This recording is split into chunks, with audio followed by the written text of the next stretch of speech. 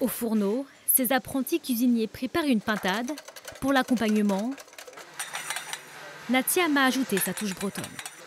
Le cacha, c'est la graine de sarrasin qu'on vient donc par une partie torréfiée pour faire la panure et l'autre partie qu'on vient cuire comme un risotto. Il a seulement 3 heures pour préparer 3 garnitures et 2 sauces, alors il y a forcément un peu de pression. Quand le stress ne vient pas trop gâcher la préparation, il faut rester dedans, il faut rester focus. Rester focus, d'autant plus qu'il est observé par des chefs étoilés meilleurs ouvriers de France ou grands noms de la restauration. Pour ce que j'ai vu, il y a les écrevisses et des zestes de citron et celle-ci, elle promet d'être vraiment très très bonne. Ouais, il se débrouille bien le candidat breton. Ouais, je pense qu'il a l'habitude des concours, en tout cas si c'est le premier, il devra en faire d'autres plus tard, parce qu'il est vraiment bien organisé. On s'installe, dernier atelier. Un étage en dessous, place à l'épreuve en salle. Messieurs, bonjour, bienvenue. Donc voici la mythique volaille de janvier. Tumette entame sa 9e épreuve, celle du découpage de la volaille.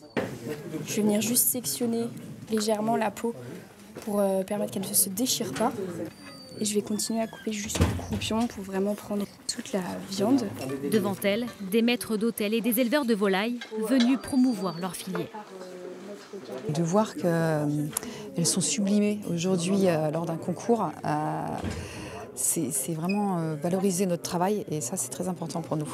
Le jury lui scrute les cuissons, l'assaisonnement, la présentation des plats et sur tous ces points, le binôme breton rafle toutes les récompenses.